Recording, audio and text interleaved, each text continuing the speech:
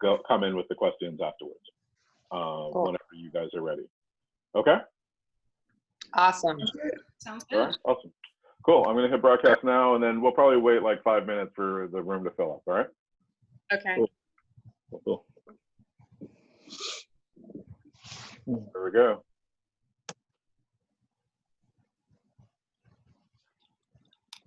This is coffee, by the way. It's not. It's not. Hey, I wasn't.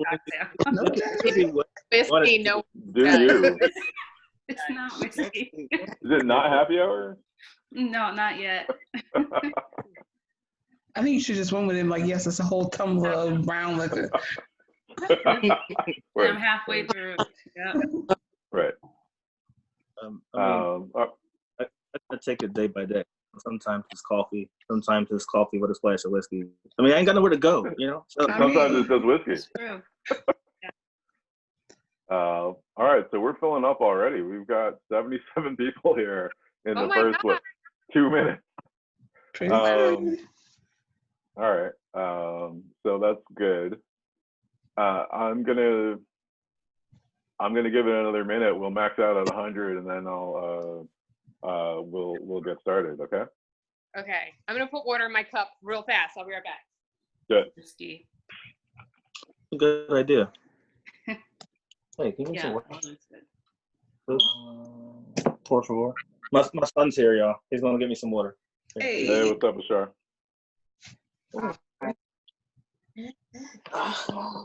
Thanks, man. You're the best. Don't ever change.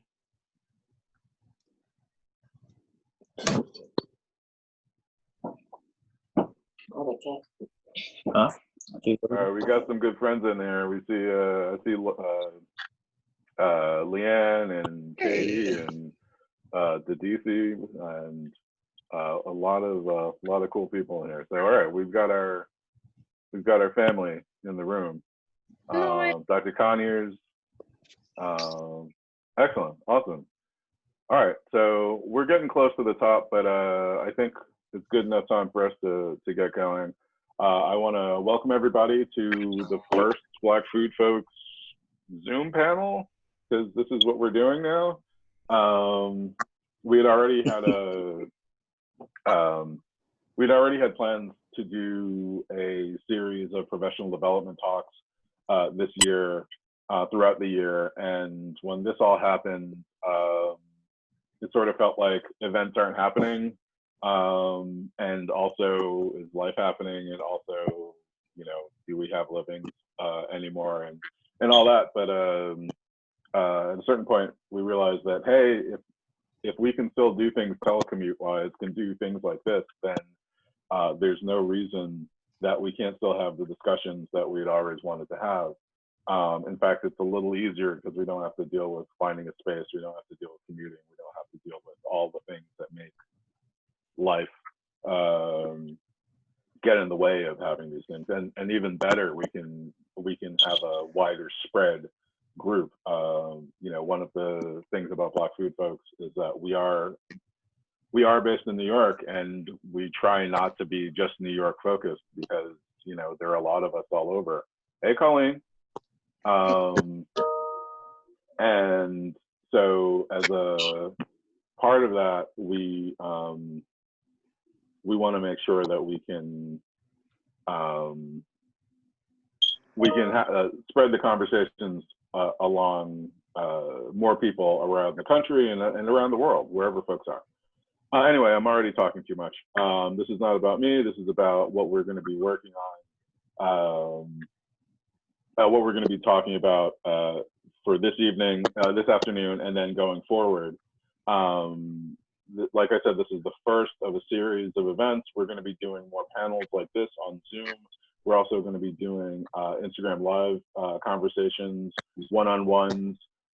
We definitely have Therese and Omar, who are going to be doing a couple for us. If Klancy and Korsha are willing to do some, I'll put them on the spot and ask them now. But anyway, so that is going to start next week. Monday at 1 p.m. It's gonna be a back and forth with me and Amber Mayfield, who is our good friend and amazing event planner for when events happen again.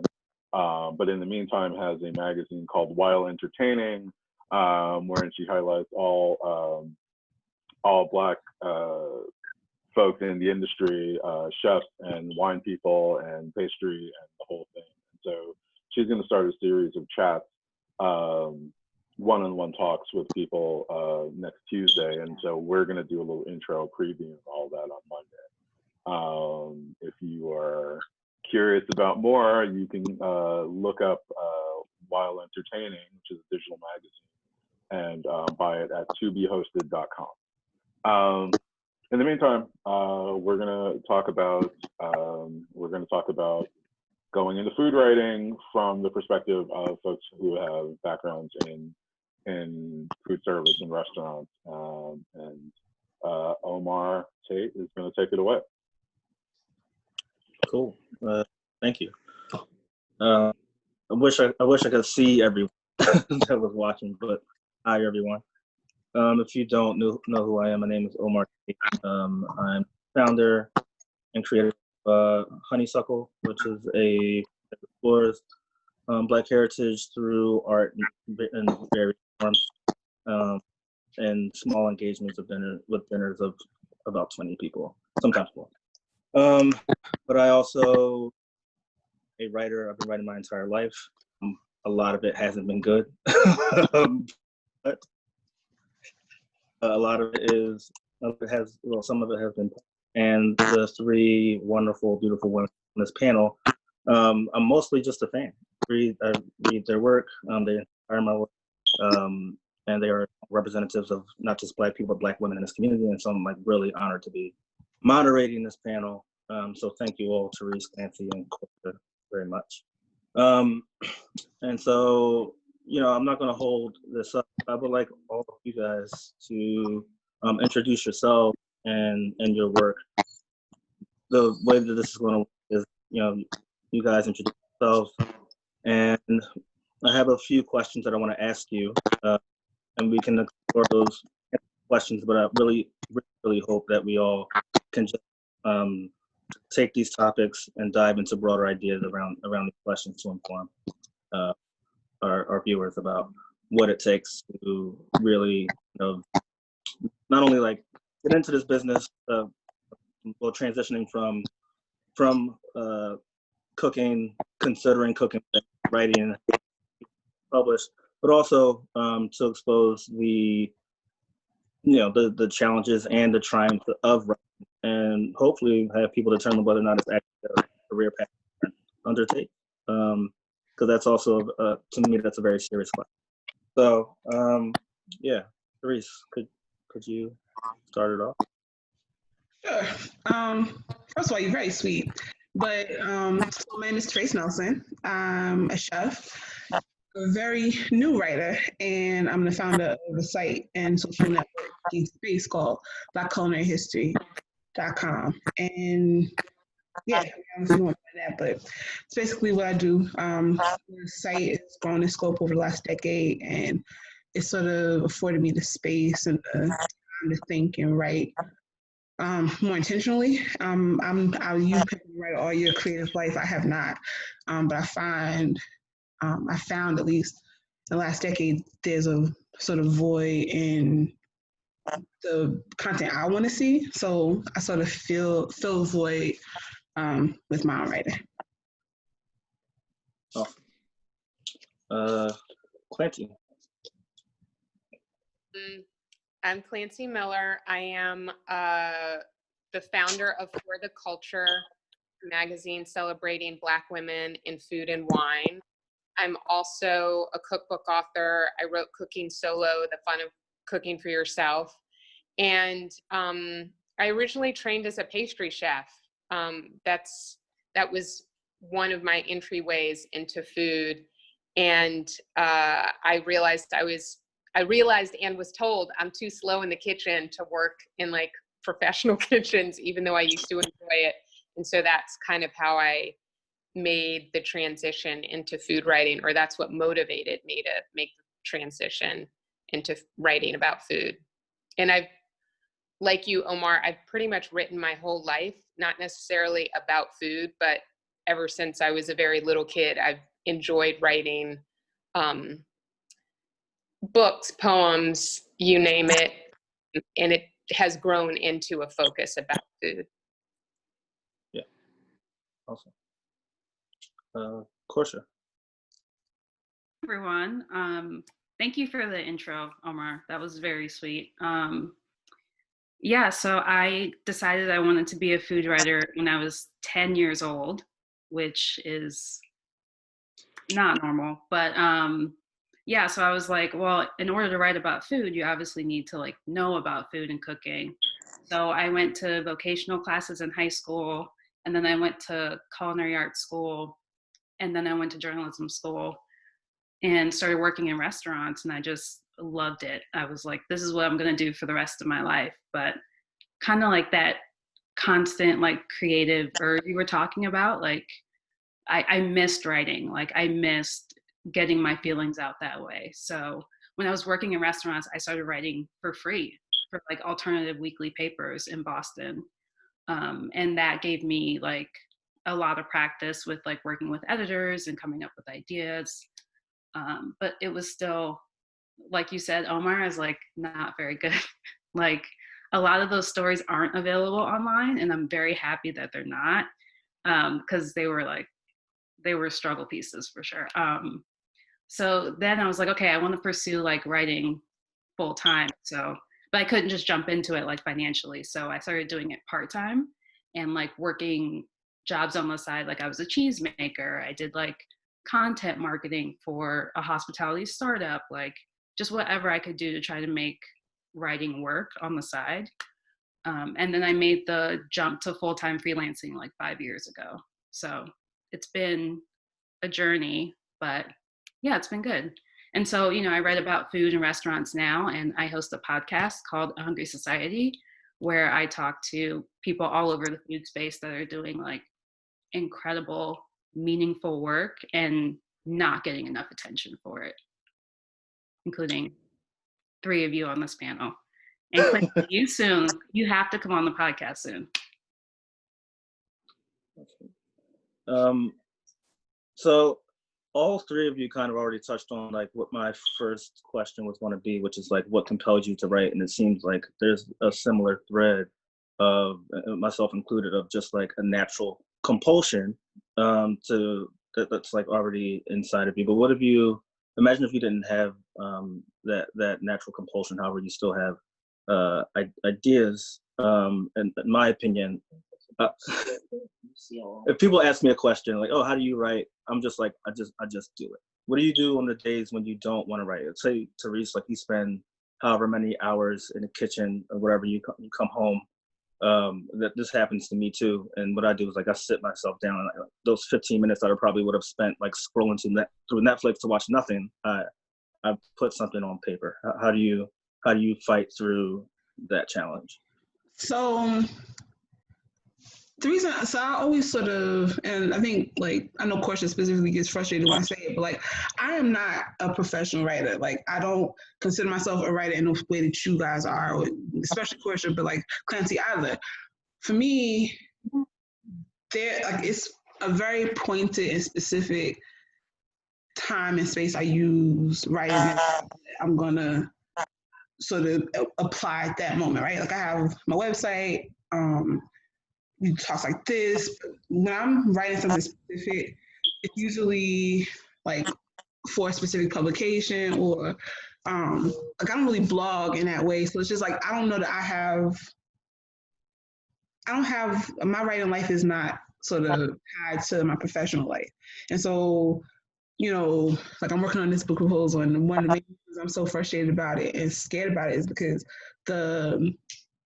those moments of like really being unsure about stream of consciousness and being able to put out chapters in the way that you need to be able to fill up 400 pages is going to be tricky. And I don't have that kind of discipline. I don't know. I mean, like I said, like a lot of the work I've done is about deadline-based pieces. So you do it like you do everything else, suck it up and get on those words because you gotta fill out, you gotta come up with 2,000 words really quickly. And so just get it done. Yeah. And I mean, feel free to jump in here, either one of you. Yeah, I mean, sometimes, to be honest, like you just don't have the energy to write, and that's okay. But like I think there's this term, writer's block, which is true. Sometimes you just don't have the words, but like if you think about it in terms of an occupation, like plumbers don't get like plumber's block. Like you can't get chef's block and just be like, well, I'm gonna put my knife down and go home. Like, no, you still gotta show up and do the job. But I think working in restaurants in particular, like what you said, even if it's just 15 minutes, like that can still spark something for you where you may get a line out that you want to explore 15 minutes more and then 15 minutes more. So I think it's discipline, but it should also be like a little bit pleasurable for you, like getting your ideas out that way. Yeah. I'm fairly undisciplined as a writer. I should also, to be fully transparent, I also do writing in other fields, specifically medical and scientific writing. So we will probably touch on this in the conversation, but I think probably as any creative, but especially for people who are writers, especially if you're single, if you're a person not living from a trust fund, you have to figure out how you're going to pay your bills and have a sustainable income. So for me, in terms of what compels me to write, it's often what I'm interested in. I feel like what's really important for any kind of career, but specifically writing about food or people in food, to really follow what is pulling your attention. What are the stories you want to tell? What are your personal obsessions or eccentricities? I feel like those are all the things that compel me personally. And I think those are the kinds of ingredients that I look for when I want to read something that's interesting. I want to read somebody who I feel like is kind of expressing who they are while telling stories. And not to be hokey, but there's this Oprah Winfrey quote, and maybe other people have said more or less the same thing, but one purpose of living is to express who you are. And I feel like writing is one of the wonderful ways to express who you are. And so I feel like when it comes to the subjects that you feel compelled to write, I feel like it's often, probably almost always, but definitely often something that is a part of you in some way. So that is a long way of answering what compels me.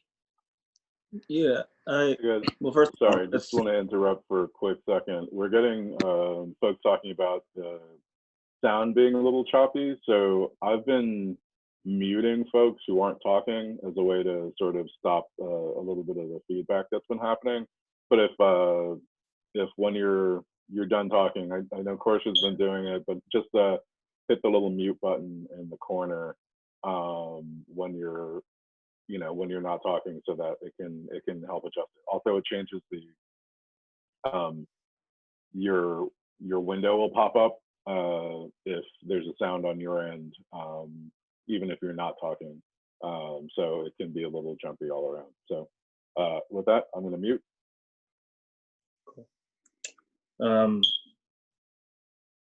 That's awesome that you write science and medicine. I had no idea. I don't think it existed. That's pretty cool. Oh gosh, I think I might have lost my train of thought. I had a question. Geez. Oh, there seems to be like a symbiosis between, in terms of expression, and writing, as well as like cooking.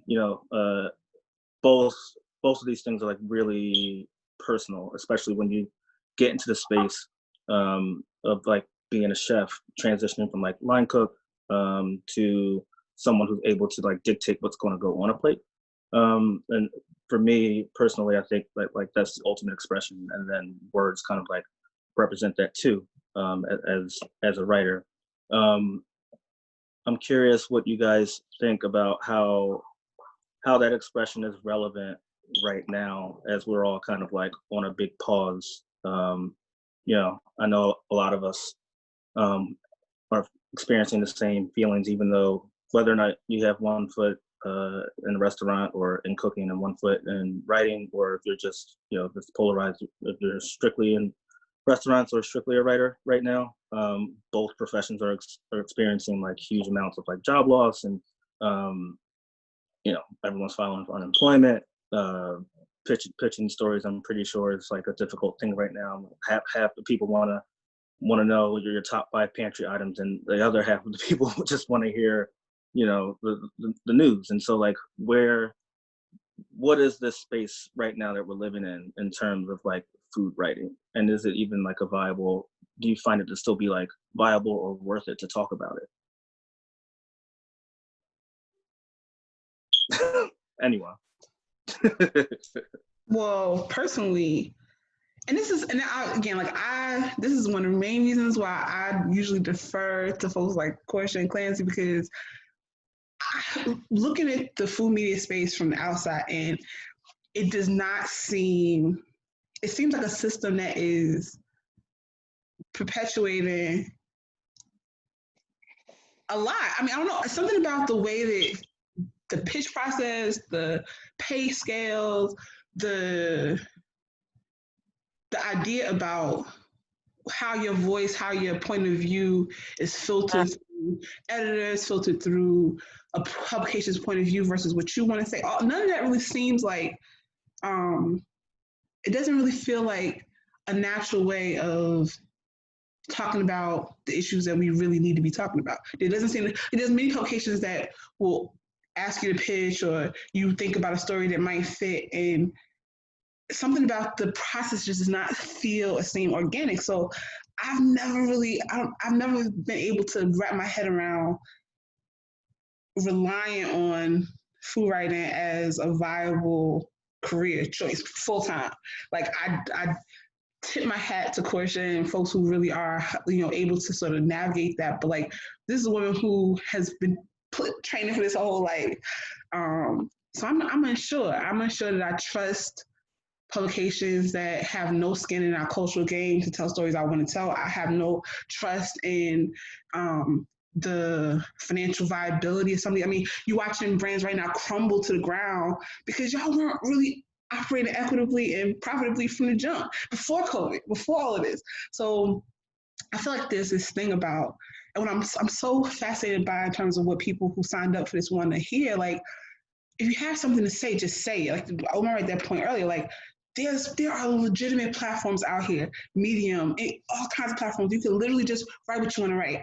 Like, I'm not saying that's the way to become a professional food writer, but I think that that's a perfect starting point, because there's no barrier there, right? And it's at least a starting point for you to get those ideas out without all of the isms that are going to come with you even trying to begin to navigate the rest of that. Yeah, I mean,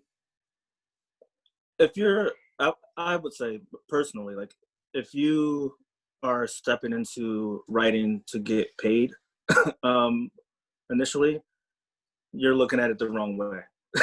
For me, it was always,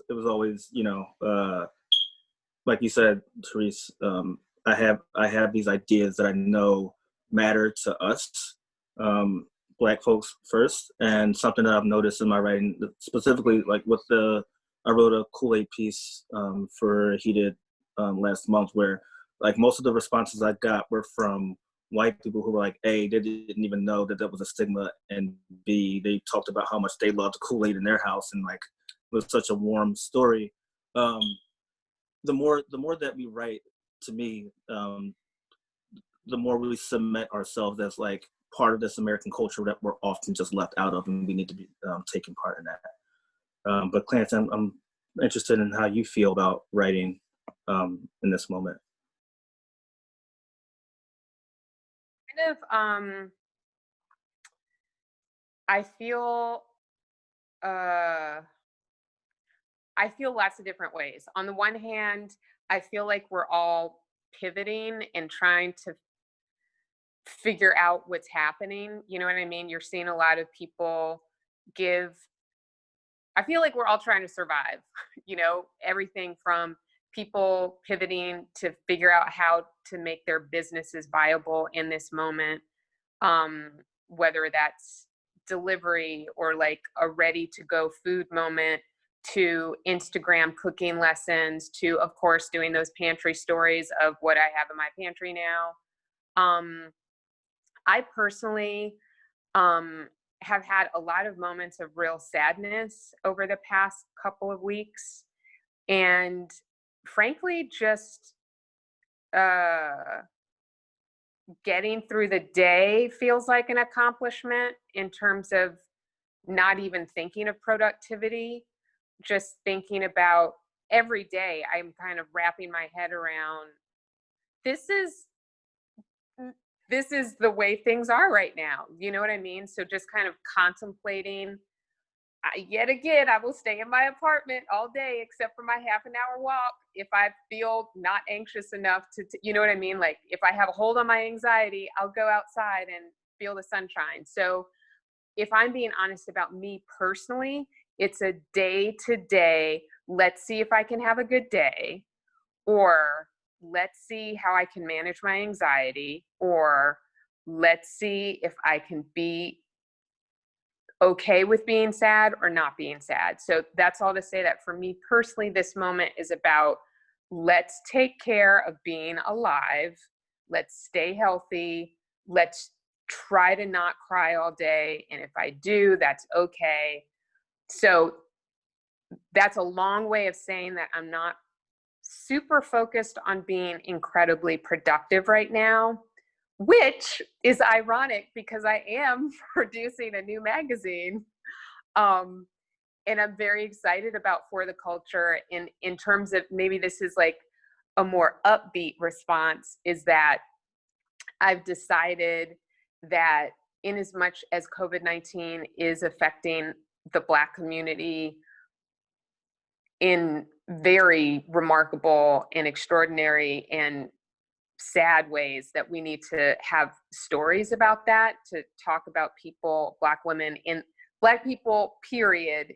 But For the Culture is focusing on Black women. So I want to have these stories about women sharing what they're going through. So that's not going to be the entire first issue, but that will definitely inform part of the issue. There's going to be a roundup of sorts. So I'm really interested in the pitches that come in under that subject, all the subjects. But, and there is just FYI, you can submit through April 30th for the Culture. That's a sidebar. But yeah, right now, it's honestly about just trying to make it through. Checking in on myself, checking in on my loved ones, and just telling everybody stay inside, trying to take advantage of the fact that I am connected to some highly esteemed people in the medical and scientific communities, and getting as much information as I can so that I can share it with loved ones. And honestly, it's a just try to get through situation. It's not about being productive for me personally at this moment, with the exception of making sure For the Culture can go forward, and making sure that For the Culture responds to this moment. But I find it really hard to be productive right now. Yeah, I feel so much rage so often. I think this moment has really just illuminated just like the many sort of indulgences of the food media landscape, and like just how inequitable things are in this industry. Like it's not under the rug anymore. It's all in full display. Like, you know, watching these chefs who have multiple concepts like rally together so quickly, mobilize so quickly to save themselves. And it's like, wait, where were you during Me Too? Where were you? Like, where were you when like your Black line cook wanted to open up a space? Like, it's just like, it's so frustrating to see even these like structures still be in place and like see people fight for like to get things just back to normal. And it's like normal isn't good enough. We need to adjust it to be way better than it was when it before, because it's going to be completely different. This landscape's going to be completely different than what we knew before. And so for me, I'm also like Klancy, trying to be kind to myself as I process all of that, process my part in all of that as someone who has wanted to be a food writer for 20 years. Like, what part did I play in helping to create this landscape? What can I do going forward? Who needs to be their voices? Who needs to have their voices amplified right now? So yeah, that's the things that are going on in my head is like, okay, well, if we're rebuilding the restaurant world, let's rebuild the food media world too. And there are plenty of people working on that on both sides already. So like, how do we like mobilize now to make sure that that happens? I mean, I think a broader question would be not only do people are mobilizing, the people that are mobilizing. I don't know if you saw the committee for. I think Donald Trump appointed like Thomas Keller, Daniel Boulud, and some other jerk off. Oh, Wolfgang Puck, as like the head that's on the Iron Horse that's going to like charge us into the future and stake claim for normalcy within the restaurant industry. So I can only imagine who the giants are that are being appointed in the food world. And so more importantly to me, it seems like whose voices, whose Black voices need to be in these spaces, because we need to be in these spaces as we move forward, and how loud can we be right now in this moment to make sure that we're not forgotten about when the new normal comes. And I think you, Korsha, as like a freelance writer, with this being your everyday job, you probably have an interesting perspective on how, at least on the food side, on the writing side, how to make sure that happens. And hopefully people who are listening, who are thinking, I mean, I know this kind of sounds like a lot of us are offering like our sadness and our frustration, but there is another other side, and younger voices do need to step into this space. And so how would you recommend you do that? Yeah, well, first, I think that there's like way more outlets to write for. Like every byline, like every piece you write doesn't have to be for the Times or, you know, the New York Times or the LA Times or, you know, Saveur or Bon Appetit. Like there are so many cool publications out right now that are like focused on foodways. You can write for the culture. Like that's a great byline to have. You can write for Girl Squash out of Cambridge, Massachusetts. You can write for Put an Egg on It. You can write for all of these different little indie publications that you'll have a closer relationship with the person editing you. You might even write for a woman of color, an editor of color. Like that's not happening at these big glossy magazines. So one, I feel like very happy to see that happening. Like people have the opportunity to break into food writing that way. Also, like when I first started out, after I was writing for free, I wrote for trade publications. So again, not a sexy byline to have, like not the like, oh, I wrote something for Food and Wine magazine. It doesn't, you know, it doesn't have the same like cachet to it, but they pay, and they'll also like if they like working with you, will throw you assignments every month.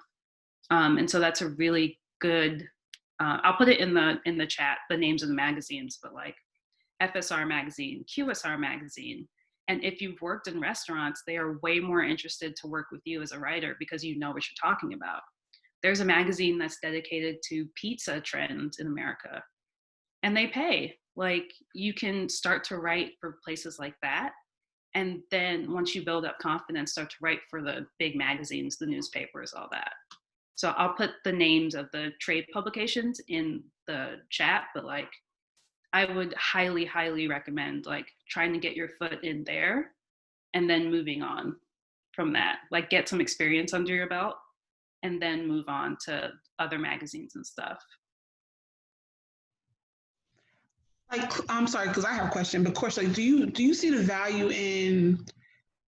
I mean, honestly, like, I feel like blogging is so old. Like, it's such in terms of medium, like it has lived for such a long time. But that idea of like digital reel or digital like sample of like what you have to say, like I feel like there's a sense of like, just put something down, just write, just put your ideas, because like it's this thing about also like your ability to like pitch effectively is not only your idea, but like, here are my receipts. Like, if you don't have tons of bylines, but you have like clear cut, this is the voice I have, this is why I'm fly, this is, you know what I mean? Just that goes a long way, I think. I just wanted to chime in real quick to say that I've actually been wondering about about blogging. I know we've got Dom in the city here. I know that Aaron Hutcherson has a blog that's been around for 10 years now.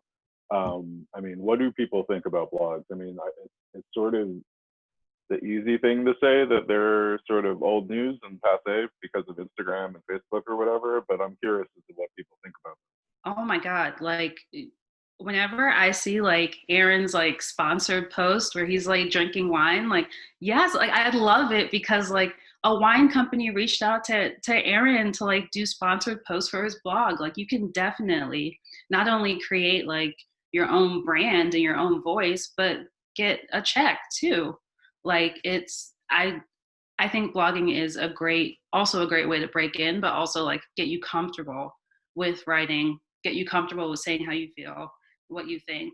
Like, blogging I don't think it's passe. I think like Instagram is a version of micro blogging, like super like personal blogging, like person to person. But I think if you build your own website and maintain it and actually put in the work to like have good photos and have good narrative and good recipes, or you don't even have to do recipes, you could do lifestyle content, like it can really be a boon for your writing career. Definitely. I used to have a blog, and it was after I'd gone to culinary school, after I had worked in bakeries and restaurants in Paris, and I had decided that I wanted to try freelance food writing. And I was taking a class with this wine writer, Alan Richman, and he actually suggested blogging. And I think it's to Korsha's point, it's a really great way to build up your own confidence. And it's also a really great way to have discipline as a writer, because even though I personally sometimes lack discipline, I mean, I am a hard worker, but in terms of like writing a certain number of words per day, the great thing about blogging is you are your own editor. So you're constantly giving yourself an assignment. You're constantly setting up what your objectives are going to be for the week, or what stories or recipes you're going to be doing. So I think, and it's yours, like Instagram, unfortunately, everything you post then belongs to Instagram. Whereas blogging, it's a little bit more yours. You know what I mean? And you can also be kind of surprised. I don't keep my blog up anymore. I sometimes wish I did, but you can sometimes be surprised about the people and number of people who will be attracted to your blog if you're really putting in effort. When I was putting in effort, I actually had editors who I looked up to reading my blog. I wasn't even aware of it. This was pre-Instagram. So I think it's a really good way to build a name for yourself, to build up a cool portfolio of work. And again, to Korsha's point, and Aaron's blog is awesome, to have some sponsors, like put some time in it, put your back into it, and you can actually do really nicely with your blog, and it's yours. You know what I mean? It's something, I think it's really important to create things. And in this moment, I think that's what we kind of need to be doing in terms of looking at what needs to change and realizing that we can create our own things. You know what I mean? And maybe they won't rival the New York Times. Maybe they won't rival a lot of mainstream legacy publications, but it's really powerful to create your own forms of expression. And I think blogging is a really, really great way to do it. And it's super accessible. And yeah, I think blogging is good. Yeah, I like that you brought up the term legacy publications. I think that something that's been lost in our community is the idea of what our legacy is. And we historically have our own newspapers and magazines that happen for us that we haven't kept up with. Most notably things like Ebony, Jet magazine, things like that have fallen by the wayside. And I think that for the culture, is one of those things that I think could be a new legacy thing for sure. There's a lot of people who are writing right now. We're talking about blogs. We're talking about different platforms to write in, but not everyone wants to be the same kind of writer. Some people want to do journalism. Some people want to do creative writing, more along the lines of like things that I do, essays, personal essays, things like that. And so every platform doesn't support the kind of style of writing that you want to write. And so what would you say is the best platform for very specific types of writing? Some people want to write books, some people want to write like cookbooks and things like that. So what would you suggest to writers on that? Somebody asked the question. Oh, go on. You go on. You go, Klancy. Okay. Yeah. Oh, I was going to say, I think self-publishing is really good. One of the questions that came up was, do people need to try to rival, mainstream media and legacy publications? And I totally agree and would say no. We don't have to publish things to be on the exact parallel of a New York Times or a Food and Wine. So I think that is the power in self-publishing, and that goes for cookbooks as well. I do think one of the great things about social media in general is that you can kind of create your own platform so that when you do decide to create a zine, when you do decide to publish your own cookbook, you can actually have people who are already following you. You have access to them, and you can, say, this is something you can buy from me. This is a way for you to support my art or connect with it. So I think self-publishing, this is kind of related to what you were saying. I think one of the questions that you asked, and that I think we should be asking ourselves, is what do we want things to look like when we are out of this particular phase of self-isolating? How do we want the restaurant industry to look? How do we want publishing to look? And what are the parts that we want to play in that? And I think self-publishing in terms of the media is one role, one thing that we can do. In other words, kind of taking the power. So I think one of the questions that this moment is asking us is, how do we want to use our power? How do we want to use our voices? And do we want to rely on the places and institutions that we've relied on before, whether that's restaurants, because we see how certain chefs treated their staffs, or whether that's publications, because we see that, mainstream media is taking a hit. But it's a question of, how do we want things to look? How do we want things to be? How do we want to use our voices and our power? How can we start building visions for ourselves in a small way and in big ways, individually and collectively?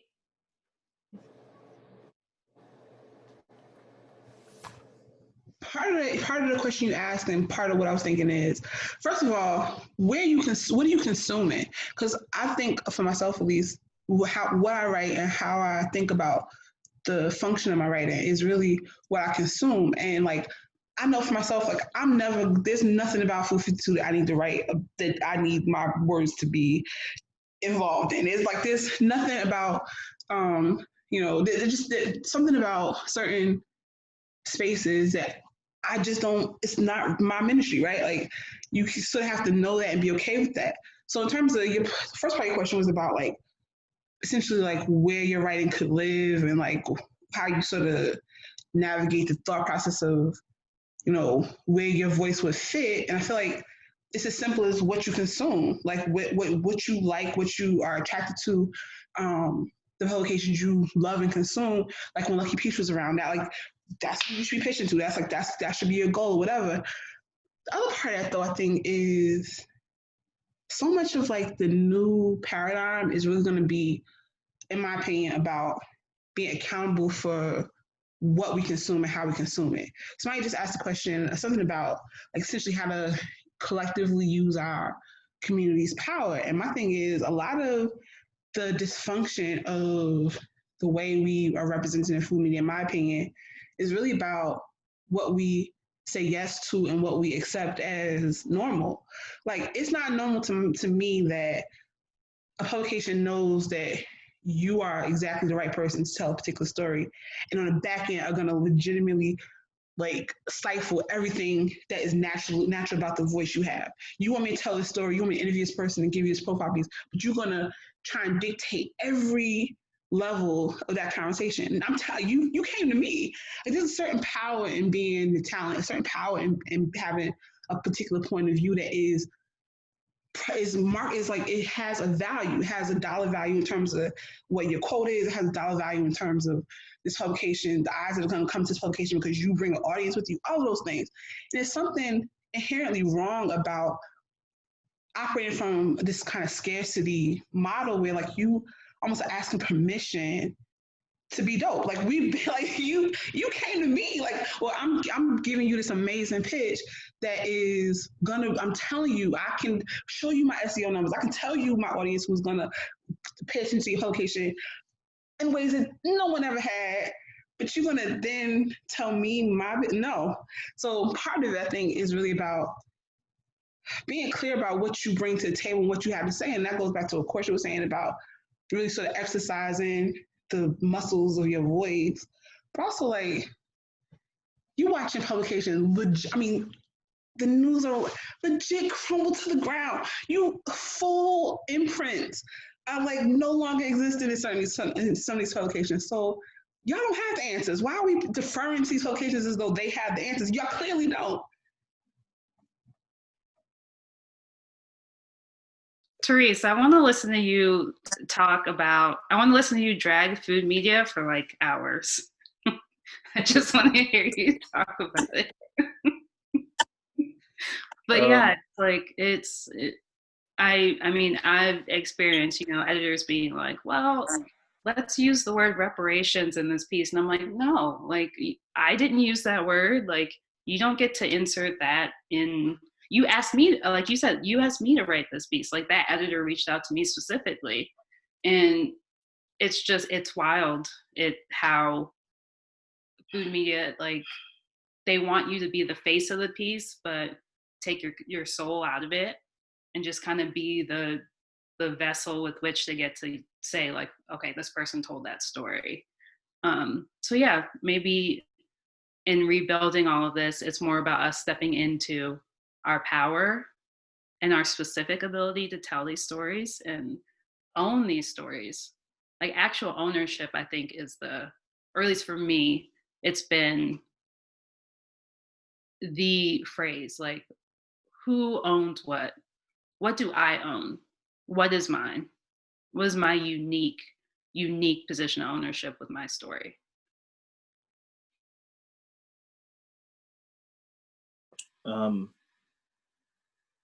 That was really powerful stuff. I mean, I think the idea, and something I've been thinking about, and obviously all three of you have mentioned, is a lot of us have pivoted and started looking inward towards ourselves about how we can create our own. I mean, I myself have been working on a book proposal with an agent, and I'm like, maybe I don't need this agent because they keep trying to coach this. Like, I have a general idea, but they keep trying to coach it in a way where I feel like I'm trying to fit it into a box that works best for both of us, so that it can sell in a particular way. And that's pretty much what this all comes down to me. Is like this whole capitalist idea. But we do have examples of folks who have written things on their own terms. Back to that word legacy again, you know, like Vertime, who wrote an amazing book. But even just beyond, I mean, obviously we all know about Toni Morrison and how like bold she was and how strong she was, and her writing. So I'm curious who y'all read for that sort of inspiration. If you're reading anyone right now, I know it's hard for me to read anything right now. I find my mind wandering often, but I do try to make sure I read every day. Who are you reading right now that is giving you energy or lifting you through this in terms of your writing and how your personal life and career is going, actually?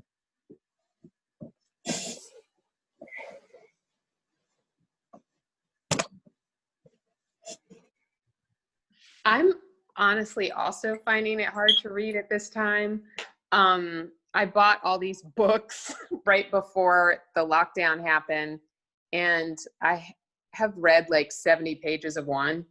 I love James Baldwin. I turn to Toni Morrison. I, read everybody here. I try to stay current on what is happening in food writing. I personally often escape to novels, just for pleasure. I really like Whetstone a lot. I like what Steven Satterfeld is doing and the kinds of, I like that it feels, it does not feel trend related. You know what I mean? So yeah, I don't know. I kind of dibble dabble, but right now I'm not really reading a lot, if I'm being honest. You mentioned Vertime, but I feel like everybody in this live right now needs, like, y'all really need Vertime's words right now. I just got a first edition copy of Vibration, and my thing is, like, Vertime was legit kicking doors and she was legit flipping tables. Like, that's energy we need to be on to this post-COVID world with, because she gave zero fucks about anybody's opinion about what she had to say, how Black she was. And I don't know, I feel like there's something in bombast, right? There's something in, like, clear-eyed focus about who you are and what you have to say. This is perfect time to figure that out. This is a very narrow window we have to sort of come out the other side of this, thoughtful and ready to really be, I don't know, impactful. And I feel like there's a sense of, too often, at least in my opinion, there's a sense of having to contort ourselves to be prepared for, to look like, or to sort of play in these, like, fucked up ponds. And I just don't think that that's the way to live. Like, there aren't any rules. These rules are arbitrary. They legit change every couple of years. The food media world we live in now is legit 100 times different than it was 5 years ago, 2 years ago, 10 years ago. So I just feel like there's a sense that there are these, at least for me, there was always this feeling that there were these weird hidden rules I just didn't I didn't have access to. And so this world of writing was just, it wasn't for me. It wasn't. And the more you pull back the curtain, you realize that everybody's just making shit up as they go along. So, like, for the most part, like, kicking doors like Vertime, like, that book, everybody needs to be on Amazon or wherever right now, getting that copy, because it will literally get you through. I also want to shout out Cuisine Noir for also, they've been publishing content for 10 years in their own space. And yeah, so I just want to make sure we shout them out. Someone said that in the comments too. But yeah, like, oh man, Therese, I just want to keep listening to you, but like, yeah, it's once you see how the sausage is made, it's like, wait, there's no there. Like, even if you're reaching for, like, the top publications or whatever, you get there and you're like, wait a minute, they're just figuring shit out like me. So like I guess this idea that like these legacy publications are like the utmost, like, best whatever, it's just, you have to, or for me, the work for the past couple of years has been detaching the idea of like the worth of my work to these legacy publications, like detaching that idea. Like, my work is valid because it's mine. It's not valid because it was co-signed by whatever publication. And I think you have to get to that spot as a writer in order to really create, or else you'll just be creating things that you want people to approve of.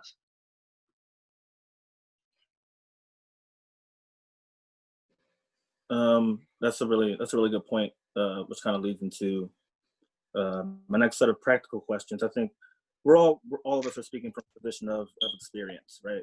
We've all been writing for a long time. I don't really consider myself a professional writer either, but that's besides the point. There are people who are trying to be and who want to be, and not to backpedal on anything that we were saying, but there is this notion that some people are just going to have to play the game.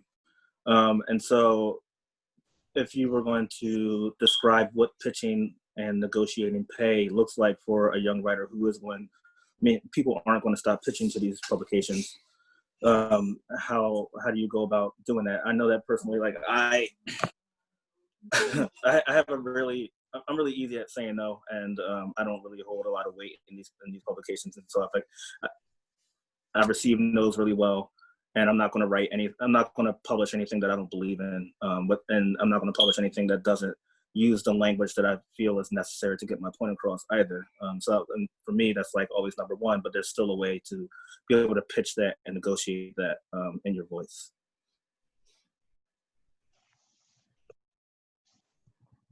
Two things. First, I want to go back to what Korsha was saying, because I think it's really important in terms of validating your own work. And it's also important in terms of what you just said, Omar, in terms of believing in your work and wanting to be behind or believing in what you write, period. And to Korsha's point, I remember a couple of years ago, I had the opportunity to sit in on a front page meeting at the New York Times. So it was a meeting with all the editors, or maybe not all the editors, but lead editors of different sections of the New York Times. And they were putting together what the front page was going to look like. And I was there with the group, just kind of observing. And these people didn't necessarily know that much more than me about they have been journalists maybe for longer, but I was like, it seems like a room of pretty smart people trying to figure stuff out. They don't have it figured out. Again, so it's like, maybe that's not to say that I'm not going to trash them, but it's like, all right, maybe I don't need to put everybody on a pedestal just because of where they work. You know what I mean? And I feel like that's a huge part of, I think it's something Black people in general have to do. Like, culturally, I feel like we are often taught we have to be like 3 times better, often because it is true. But I also feel like these people, people out here just doing stuff. It's not like, not everybody is at this level of excellence that we think they are at. And so I'm saying that to also say, in terms of who is a writer, if you are writing, you are a writer. Go ahead and validate yourself. Like, if you are a writer, you are writing, you have written. It doesn't matter whether or not you have been published, you have written something. Call yourself a writer. In terms of pitching, I'll say my personal story is that I have been a person who has put a lot of publications on pedestals. I'll own it. And I have spent a lot of time reaching out to editors, meeting people in the food and media world and meeting people I admire and building relationships. And so for me, a lot of my pitching process has been more kind of conversational, because part of my personal story has been building relationships and then seeing where they can go in terms of how I can contribute. I also, like I said, do other forms of writing. So my pitching, in terms of compensation, I actually still need to learn how to negotiate, because I often am just like, okay, thank you. You know what I mean? But I just wanted to add that, especially about validating yourself as a writer, because I feel like we don't need to go through a million hoops to call ourselves writers. If you're writing, you are a writer. Yeah, I mean, for me, like, since I write full time, like freelance full time, pitching is a numbers game. It's, sending out as many as I can. They're thoughtful, of course. They're tailored to the publication. They're tailored to the person that I'm writing to. But it's, you kind of have to just keep it going, and it's like a muscle that you develop over time. As far as negotiating, if I've done a good job pitching the story, then it's clear that I'm the person to write it.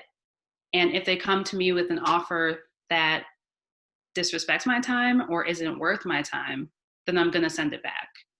And actually, an editor that I've written for told me always reject the first offer, because the editor is coming to you and trying to get you to take the lowest, that not necessarily the lowest that they can offer, but what fits within their budget, what they have. And there's almost always a little wiggle room. And if they absolutely can't move, the amount that they can pay you, sometimes it is worth it to walk away. And I've never been bitten by that. Like, usually it works out to where the editor's like, oh, okay, I can't afford you right now, but maybe down the road when my budget's a little bigger, I can afford to have you write for me. And I guess I used to feel bad about that. Like, oh, I should just be like, oh, thank you. I'll take that. I'll take that. I'll take that. But if you're reaching out to me, or if I'm sending you a story that I'm super passionate about, then I need to be compensated adequately. And again, that's a muscle that I've had to develop over time. And you just get more comfortable with it as you do it more and more often. But if it doesn't feel fair, don't take it. Just don't. I think we devalue ourselves and our work when we take pay rates that are too low. Like, we say, like, okay, this is the quality of work you can expect from me, and you know how hard you're working on it. You know how hard you've been thinking about it. So make them pay a rate that reflects that. Because these white writers definitely are. These white writers are definitely getting paid what they want. So do not feel bad. Yeah, I would add is that a lot of publications are very clear about, like, in terms of just, you have no reference point for pitching at all. Like, a lot of publications will have very clear cut examples of sort of guidelines for how they want to be pitched to. Like, this is who you reach out to. This is the form we want pitches to be in. And I mean, my personal experience has been sort of like, Klancy's in that, like, it's a lot of conversations and a lot of very particular, like, pointed, this is the story I want. We kind of co-agree needs to be told. This is like sort of my general thought process around what it'll say, like general outline. But I feel like for the most part, being as clear and specific about what you're pitching, like this is who it's going to be about. This is the sort of, excuse me, the spirit of the piece. This is, as much detail as possible, so that you, like Korsha said, you can make clear that, like, you are the person to tell the story, and, like, you're welcome. Like, making it as easy a yes for them as possible to be able to, like, know that you have a particular point of view, and, like, you're the only person who could tell the story is really simple. But it sounds simple, but it really kind of is. It just be so clear-eyed about your outline and what you want to say, and just follow the guidelines. I mean, that's a really interesting first, like, step. And honestly, like, if you haven't done it at all, just start pitching. Like, legit, go to essence.com, go to whatever site you think you want to write for. Again, like, knowing where your voice is going to land, what publications you consume and like, or whatever. read their guidelines and just try, like legit just start getting into the muscle memory of doing it.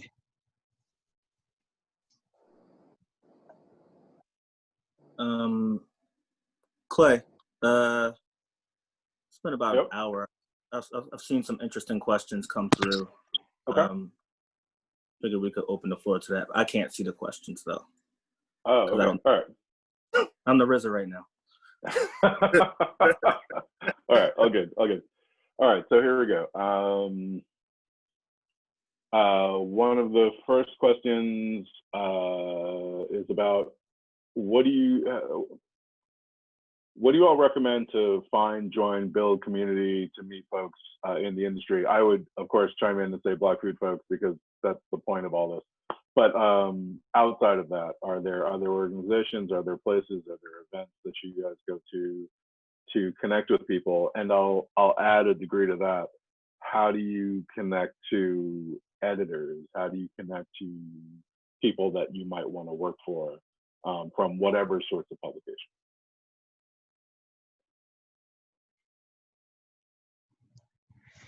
Y'all might have a different opinion than me, but like a good start for me, and as problematic as it may be, as like extra as it may be, ICP for a lot of reasons is an interesting starting point. It's a very big organization, has lots of internal issues, but like for resources and like tools in terms of is essentially just how this mechanism is set up is interesting tools. Like I don't know, I'm currently a member and I paid for membership for like over a decade. And while I think for me, it was more like just sort of trying to figure out the rules to this game. It just never seemed right, but at least having the information is interesting. So that's one that at least is purporting itself to be about food media, food writing in some way. And it's on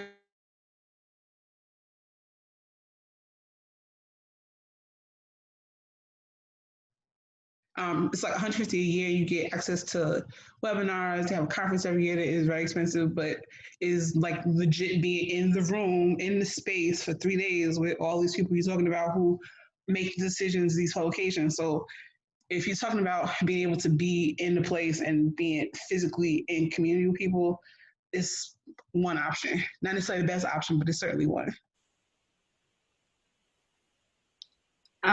For me, well, two things. One is writers that you like, send them a note. Just be like, hey, I like that piece that you wrote. My name is, so-and-so, and, go from there. And honestly, it's about building like relationships and just being, staying in touch. Same with editors. Like when I first moved to New York, I took as many meetings as I could with any editor who was willing to have coffee. And so that helped like create a relationship so that, when I had a story idea, I could be like, oh, hey, how are you? Like, I'm thinking about this idea. What do you think? Are you interested? And then before I moved to New York, when I was living in Boston and I started writing for trade publications, I literally sent a cold email to an editor at QSR magazine, Quick Service Restaurant magazine. And I was like, my name's Korsha. I've worked in restaurants. I just love to get on the phone and chat. I live in Cambridge, right outside of Boston. And he was like, it's so funny you email me. Like, I'll be in Cambridge in 2 weeks. Let's get a drink. And so that's how I developed that relationship to start writing for QSR. And then that led me to FSR magazine and then Hotels magazine. So it's literally just reaching out, because you never know. They might be like, oh, I'm looking for someone in Chicago to write that story. Like, thank you for reaching out. So literally it's just about like saying hello and just going from there.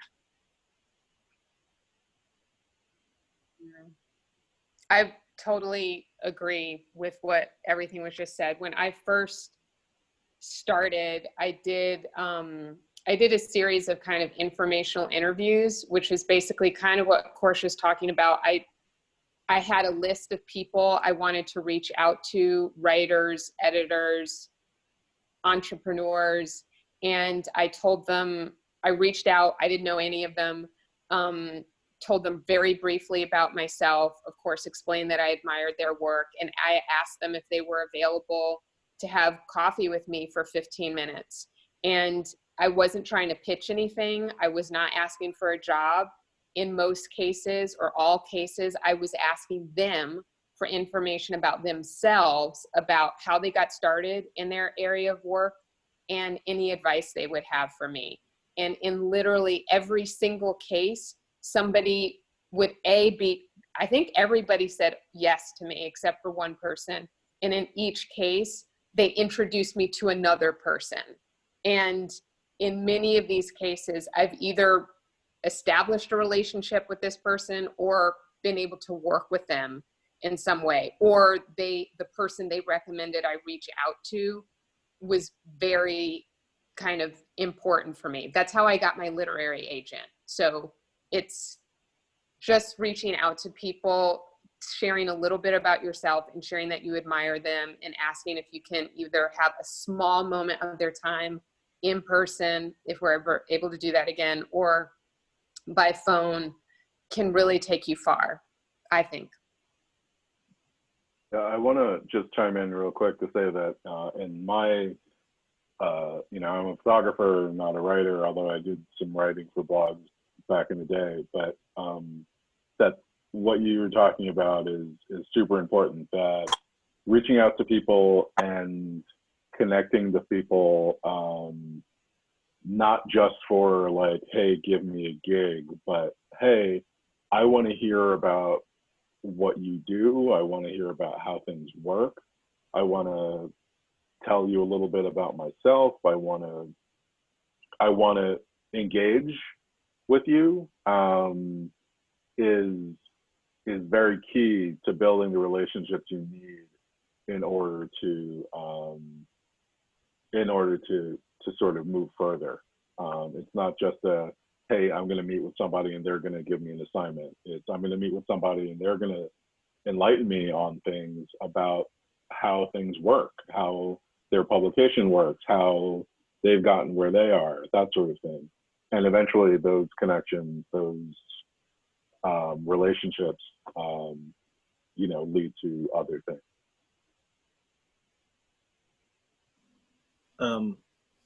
I just want to add one more thing. I resonate with every single thing that all of you said. I've done the same thing. I think that's pretty much how I've met all three of y'all. But another one thing that I also do is like I go to places where writers might be. I go to talks. There are a lot of free talks. Writers are always doing book signings and things like that. And people who want to write are in those rooms all the time, or people who are already writing are in those rooms all the time. And so there's always like an opportunity to mix and meet and talk to people in those spaces in person. That's a little more, like people are relaxed because they know they want to talk to people in those spaces anyway. And so like it's a little different than a cold email that they may or may not open. I've met several folks through just by going to talks like that. I mean, one talk that I went to, I saw Therese at. It was Therese was moderating or in conversation with Monica White that I felt like every Black chef in the city in New York should have been at, and there weren't any. And so, a forum like Black Food Folks that you post in the mailing list every month, like what events are happening. I mean, I know we all have busy lives, but there's something about the compulsion. If you want to write, it's not just about putting things on paper and having your ideas, but it's like being informed by people who are writing that happens in a physical and a virtual sense. Yeah, I have to say that, and given the circumstances, this is probably not very useful advice at the moment, but I have to say that in-person connecting with people is one of the most important parts of building your career. At least it has been for me. I've had moments where my calendar was entirely dry, and I just say, okay, well, I'm going to go to the first event that shows up on my calendar, that like somebody's opening a party or doing like opening a bar or a restaurant or launching something or whatever, and just being in front of the same people. And, inevitably I end up running into somebody who says, oh yeah, I actually might need you for something, or, oh, right. I mean, it sounds silly, but the in-person thing sort of reminds people that you exist, right? They remember that you're there and what you're doing, and it makes them think, oh, right, there might be something that we can collaborate on, we can work on. And so that's both for meeting people, but also keeping up with people. Do we want to go to the next question? Yeah, okay. Mike, down in Philly, is asking, how do you decide what you're writing about? What are the things that inspire you to come up with a subject matter that you are interested in at any given time?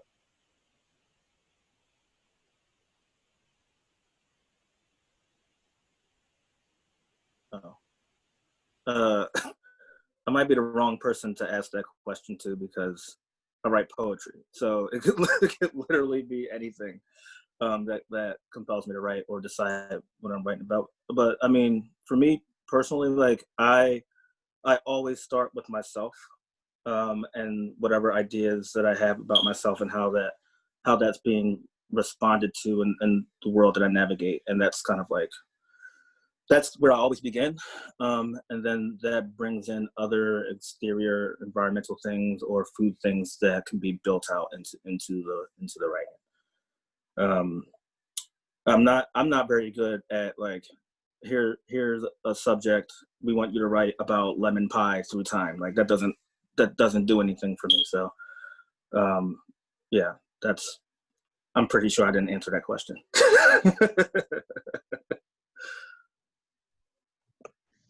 I mean, I'm most interested in context. Like, I think a lot of times we have conversations in food spaces that, especially for people of color, especially for Black people, don't have appropriate context. Like, we pretend or we write or we sort of operate from this space, like, at least for me, this idea that, like, we somehow guess in this industry or guess, like, historically, and we legit built the foundation of everything that people standing on.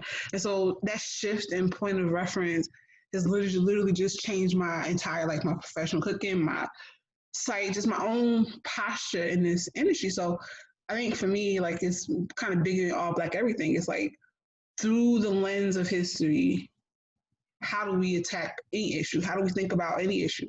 I can't consider a conversation around women and food like this sort of, faux Me Too thing. I can't think about that idea without thinking about Black women and historically Black. I can't think about, restaurant ownership out of context. I can't think about it without thinking about, this unbroken chain that literally informs everything I'm interested in writing about and thinking about. So I feel like for me, that's my like guiding ethos, and it infects everything else. So it's like they're very simple yes and no answers for me, because I have a very particular starting point, which is not everybody's ministry, but like at least for me, it's like legit where I start from all the time.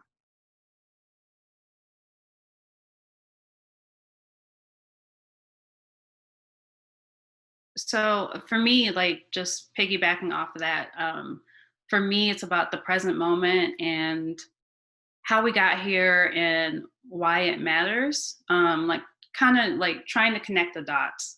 I get a lot of inspiration from talking to people.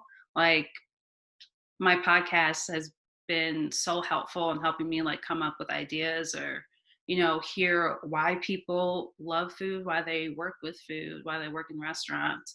And so that's why this moment has also been super challenging, because I'm really realizing how much I get from face-to-face interactions with people.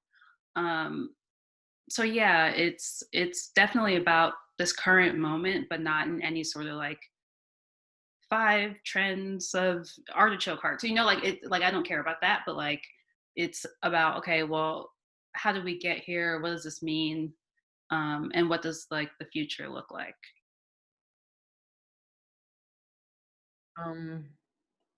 I tend to be interested in stories about people.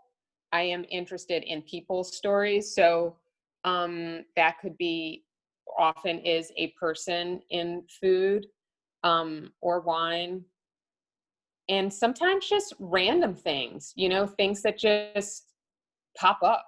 You know what I mean? I remember seeing Leah Chase in Beyonce's video, like, for Lemonade, and I was like, how did that happen? You know what I mean? So I wanted to write about it, so I did, and I was lucky that I had already interviewed Leah Chase, so I could reach out to her again. But that was just, I love Leah Chase, but I had no idea, like, before I saw her in that video, I wouldn't have thought about writing her and about Beyonce in the same piece. So sometimes it's just a thing in the moment that you really are fascinated by. But generally, I like to write about people.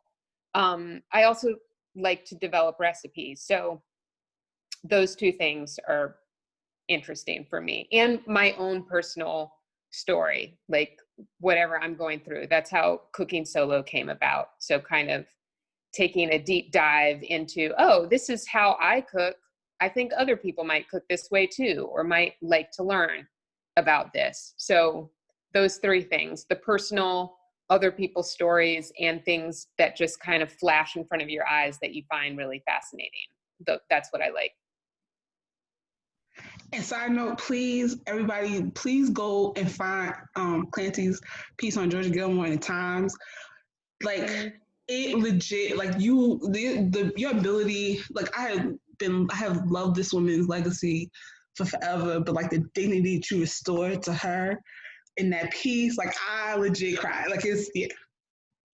New York Times is like, I feel like it was July maybe, I don't know, but go back, just Google New York Times, Clancy Miller, George Gilmore, and get your life. Thank you. All right, so so here's the question that I remember having when I was starting out too. We were talking about making sure we're getting fair rates and that no one's taking advantage of us, but like, how do you figure out what the pay scale is, right? I mean, some place, used to be that you get like standard per word rates. Then it was blogs that are like, here's $50 for an article about whatever, or anything. Like, how do you, if you're new to all, you started your own blog, you've already started your own writing, but like you're connecting with an editor for the first time in a publication, how do you know what's fair?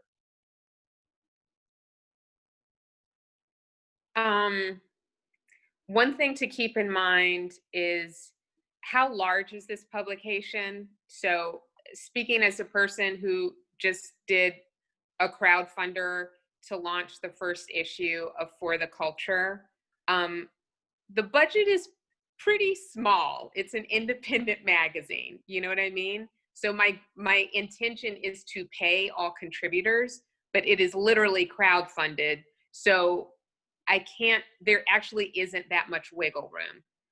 An institution like the New York Times has a much larger budget. You know what I mean? I won't say infinitely, but like by millions larger. So know the publication, just like Korsha was saying, know the publication you're pitching in terms of how you would format your pitch. Also know that like a very small independent magazine is likely going to have a much smaller budget than a huge publication that is backed by an enormous company. So there, in the photography world, a lot of times these are just flat rates. The New York Times, for example, just has, this is their day rate, and that could be, shooting a restaurant for 5 minutes, or it could be like you're running around all day. But so it's different for photographers, for writers. But I've heard that writers have been sharing some of the information, and that this is something, there have been spreadsheets that have been going out. I don't know if those are public or private, or you have to know the right people. But can someone say something about that, about accessing those things? Yeah, there's a site called Who Pays Writers, and you can type in any publication, and it'll not only have the rate that someone was paid, but also the word count and about how long it took to receive payment, which is super helpful. And I will, just to piggyback off of Klancy, it's so true. Like, if I'm writing for a smaller publication, then I'm gonna adjust the rate that I would expect.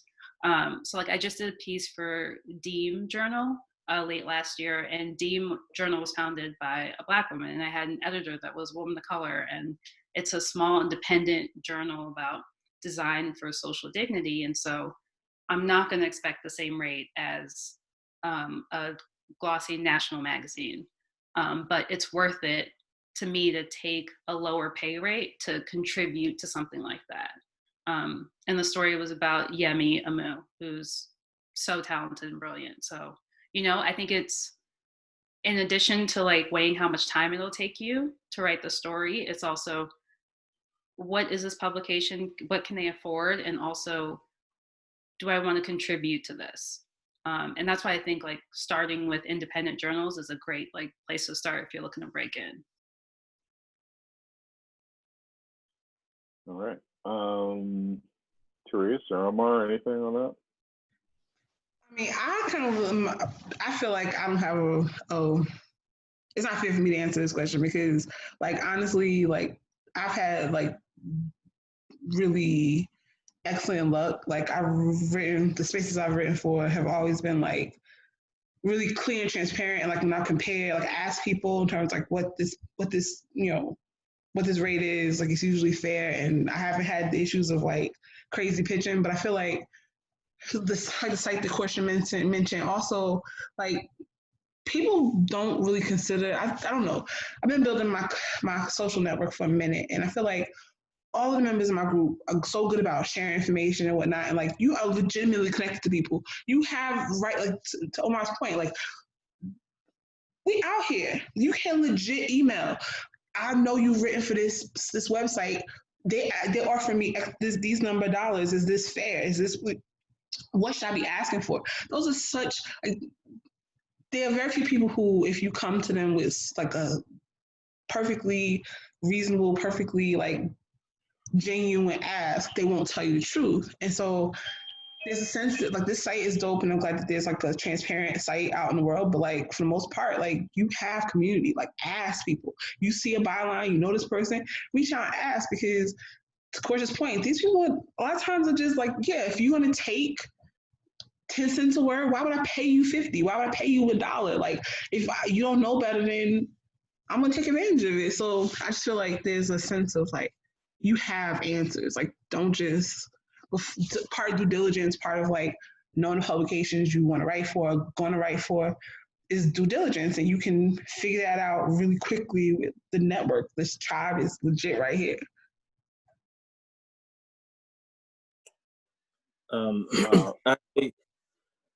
First of all, I learned how to negotiate pay from Korsha Wilson and Nicole Taylor. Like when I first started writing, I was talking to both of them, and I was like, "Man, I wrote this like 2,500 word essay. I'm pitching it to so and so. Read it. What do you think?" And they're like, "Well, first of all, it's too long, and you pitched it to someone who offered you $200. So like, get out of the business." They were like, you know, like that. People will, especially as a young new writer, they know. Especially if it's a publication with a name, they know that's what you want. They know who they are. They're giving you, they're exercising their power against you as a young, impressionable, unknowledgeable writer. And so it's super important to talk to people in your network, like Therese said. But it's also super important to understand the value of mental labor, and like what that means to a publication. These publications don't matter without us. If we're not writing stories, they don't have any stories. So knowing that. Stepping into a conversation, understanding like certain numbers. Therese, you were mentioned 10 cents a word, 50 cents a word, $1 a word, 75 cents a word. Keep those numbers in your mind and think about what that number is going to look like in volume in terms of like the amount of words you're writing and what the subject matter is.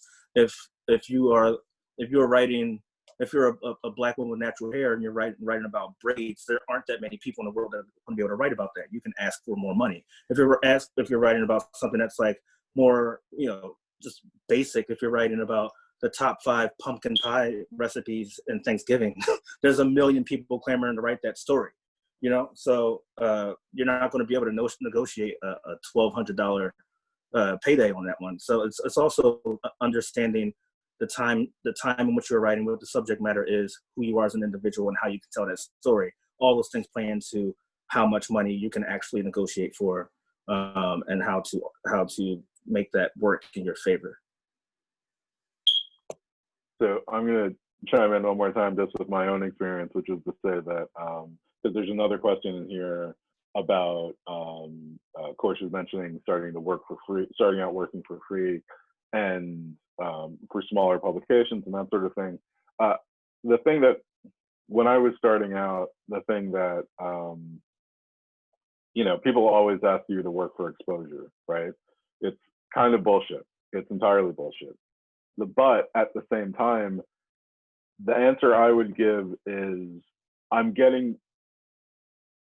need to get some sort of payment, and sometimes that payment is not monetary. Sometimes it's experience. Sometimes it's connection to a client. Sometimes it's connection to somebody else that you want to work with. I, to this day, have clients, if we ever leave the house again, I've had clients who I know have no budget and just aren't going to, but who put me in front of subjects who I want in my portfolio. I want to give my business card to. I want to talk to about working together sometime, right? The calculus of figuring out what's worth it shouldn't always just boil down to numbers. Although obviously it is also very important to make sure you're not getting cheated and that you're getting what you're worth in one way or the other. Yeah, I want to clarify that, like, when I was writing for free, I was working in a restaurant full time. So I was, money was okay, and I could afford to like write for free at that point. But like, to your point, like, the editor would be like, oh, I have an extra ticket for the chefs coming to town, their dinner. Do you want to go check that out?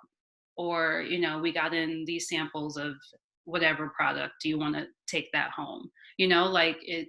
And I also really needed the clips to like say I had been published somewhere. So just like balancing that with like not getting paid. Like once you move up in your career, like once you have like a few clips under your belt and like a few bylines, then the whole exposure thing becomes, it's not worth it. Right. All right. I think we're mostly done. I have a question about pitching, and I feel like there's a little bit of talking about reaching out to people. Is there anything anyone wants to say specifically about the sort of guts of like formatting and dealing with how to develop a story that you want, developing a pitch, like how you decide what works for whom, how you decide what publications make sense, anything like that?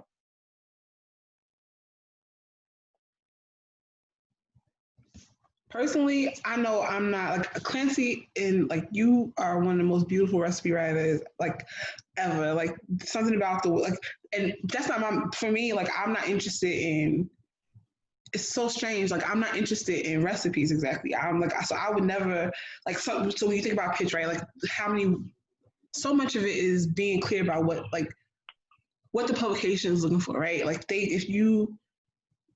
it's a recipe plus 500 words. Well, then you need to be clear about that, because there's certain stories you're not going to be telling 500 words. There's certain, just being as clear about what you want to say within the parameters of the publication you are trying to write for, Food and Wine, whatever. Like you read a publication and they have, you can see the format of most of what they publish is, 800 words with a short recipe, 2 recipes and 400 words. Just sort of keeping that in mind and realizing like maybe this is not your space. Maybe this is not the publication for you.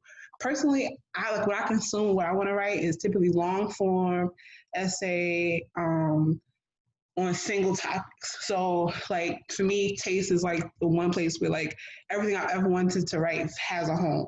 So like I really don't find necessary to like think outside that space. But like honestly, like being clear, like thinking about the story you want to tell and thinking about the word count by reading other stories that are similar. Like legit do the word count, like copy paste, put it in Word and see how many words like your favorite pieces are. That gives you a guideline for like how much time and room and breath you have for a particular piece that you're pitching.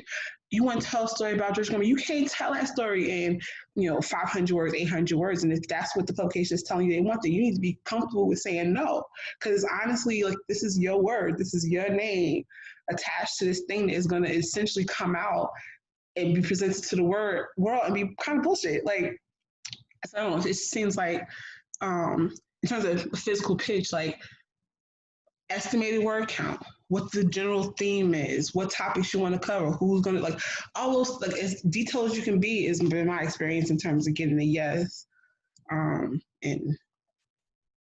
not having too much, I don't know, interference with what you see the vision as. Something that I've done is, I mean, again, I can't stress enough, I know we've said it a lot, but talking to other writers about how they pitch. But I Google like how to pitch all the time to certain things, to certain topics or editors. You can tweak it in the search field however you like, but also I think more important than anything is to write it in your voice, because the pitch is not just a formal way of asking, but it's also an introduction to you, and it's the first thing that the editors want to read, that's giving them insight into, it's just the person to tell the story. And so don't be too I mean, I'm just myself all the time, but don't be too formal. I think don't get hung up on the Queen's English. Don't get hung up on those sorts of things. Let the editor know that this is your story, because people can always hear genuineness in your voice and tone, especially in language. And I think like having empathy for the editor on the other side too goes a long way. Like making sure that your email isn't like 3,000 words. Like get to the point, let them know why you're qualified to write this, why this is speaking to you, why this is your story that you need to tell, and why it's a good fit for their publication. Like editors get inundated with so many emails from PR companies and writers all day. You really stand out if you're like, oh, I loved X, Y, and Z story you published. And I think this is kind of in the same vein, but different. And this is why I want to write it. And this is why I want to tell it. I'm thinking X number of words. Do you think this is a good fit for you? I also, at the beginning of freelance writing, signed up for there's a whole bunch of communities online, like Freelance Writers Den. I think there's even a specific pitching club, but Freelance Writers Den in particular had a pitching ebook that you could download and look through and see pitches that worked. So I would highly recommend, like Omar said, just Googling pitches that have sold, and then looking to see what works, and then just start writing pitches. And then again, it's a numbers game. I still get no's. I still don't hear back from some people, and don't take it personally. It's just kind of the nature of writing.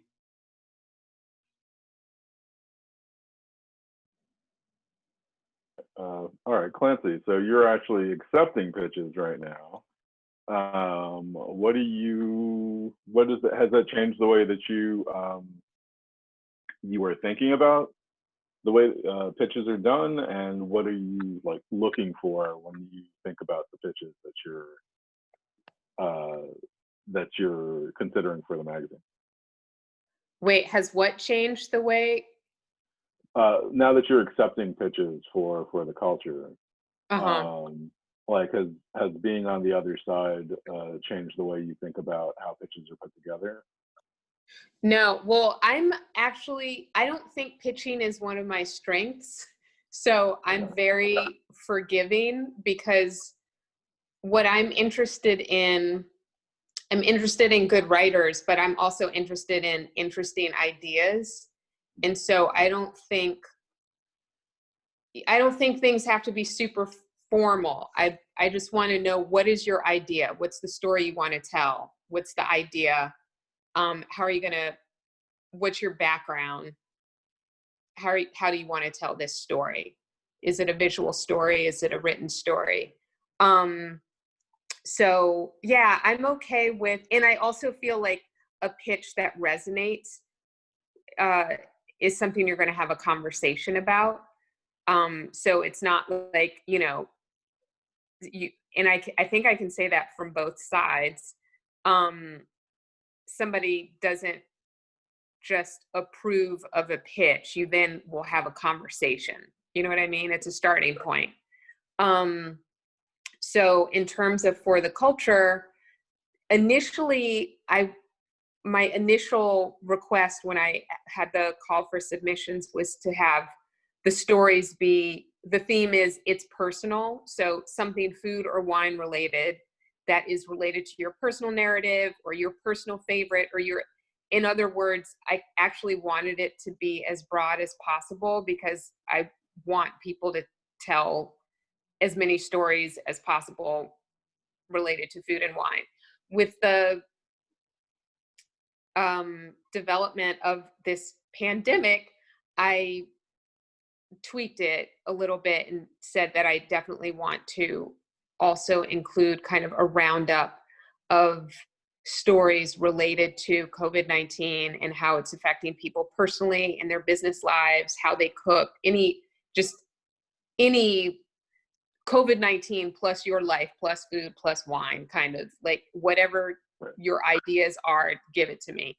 And it doesn't have to be super formal. To Omar's point, like, be yourself, tell me what you want to write, and we can take it from there.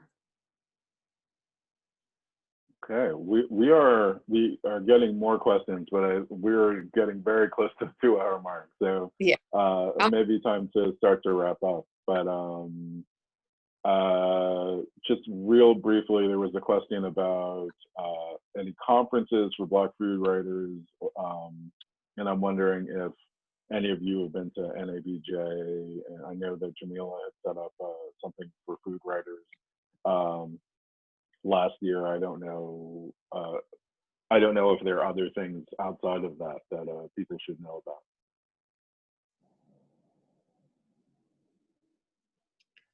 Specifically Black related, like a specific Black focus? Yes, Black focus specifically. I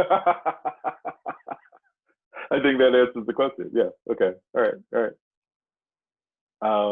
Okay. So that's a quick one. And this feels like a much longer conversation, but Anna up in Quebec is asking about the concept of emotional labor when dealing with editors and publications. And like I said, we're a little short on time, but if anyone has anything they want to say in that regard, in terms of those relationships. Ooh, yeah, I mean, especially in this, like, well, pre-COVID at least, with editors kind of clamoring to tell Black stories in particular. Some of the things that we're asked to dive into or delve into and talk about, you have to be really protective of your emotional space. You don't owe publications an exploration of your Blackness for pay. Like you don't. And so for me, it's about having boundaries with the things that I'm willing to write about and how I'm willing to write about them. I've had to really learn for myself where my boundaries are and realize that I can't be generous with like my story and the things that I'm passionate about and what I care about if I don't have boundaries around them. And so like with publications, it's very much knowing like, okay, I'm comfortable with telling this story because it speaks to me, but you're not going to dictate how I say it or like particular language. Like it's got to be a partnership. It's not just going to be me laying myself on a plate for you or laying my blackness on a plate for you to like dissect however you want. So yeah, emotional labor is something that has become very, very important to me as I like decide which stories to tell, who I want to write them for. Like it's protecting that for myself so that I have something spiritually for other parts of my life that aren't food writing is like very, very important. And I've had to learn like the hard way that they can't be intertwined. You have to create some division. Anyone else? I mean, I'm not sure how many people I'd be speaking for here. I mean, the fact I have the privilege because writing is not my day job. I write because I enjoy it, and money's just a byproduct of that. I spend most of my life working in kitchens and focusing on art and things like that. And so it's really, in terms of emotional labor, it's really easy for me to say no and not be offended if someone's not interested or craft or trying to like detail my work for me, because my stake in it doesn't pay my bills. Now that might change due to the fact that we're in the house all the damn time now. But prior to this moment in time, it wasn't my priority to write stories. And so, I mean, if there are people here who are just, you know, making that or trying to make that transition from restaurateurship or being a chef or working in kitchens to writing, if like your focus is still going to be in the physical aspect of actually cooking, I would say that you have nothing to lose. And also considering what we talked about earlier in terms of like self-publishing or blogging, you know, I use Instagram as like a personal blog for my poetry, and my poetry usually lends itself to food, and then that turns into larger narratives down the line.